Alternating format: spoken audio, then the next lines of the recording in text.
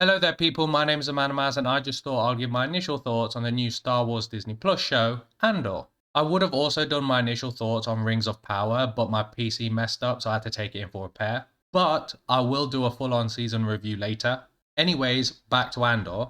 If you didn't know, it's a prequel to Rogue One where it's pretty much his origin story. When they first announced this show, I thought it was pretty dumb because we know he dies. And while he was one of the better characters in Rogue One, he wasn't exactly good enough to demand his own show, if you know what I mean.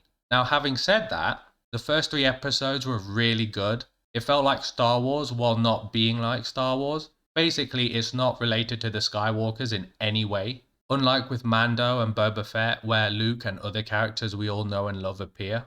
So it was quite refreshing to see a change in story away from the main characters. It was kind of like Moon Knight, where there were no obvious MCU Easter eggs or cameos. I say that now, watch Darth Vader, the Emperor, the Rebel characters, they will all probably show up later on.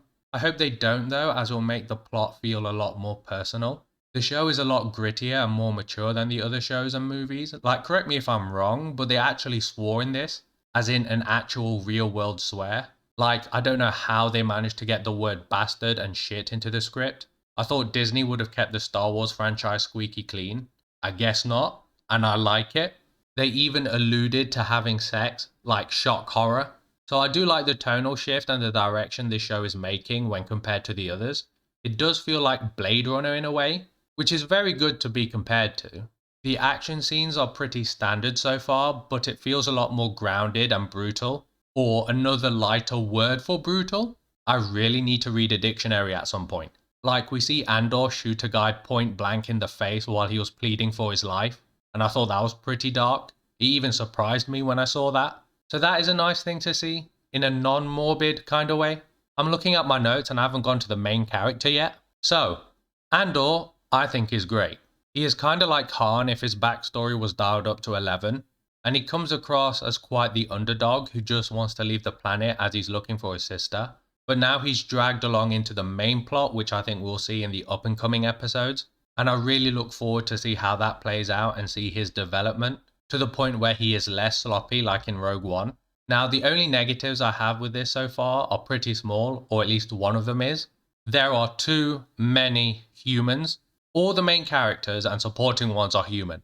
I do want to see more alien life, and I mean intelligent life. There's alien dogs, but that isn't exactly enough. But then again, there are 9 more episodes, I think. So there's plenty of time to explore that and see more world building.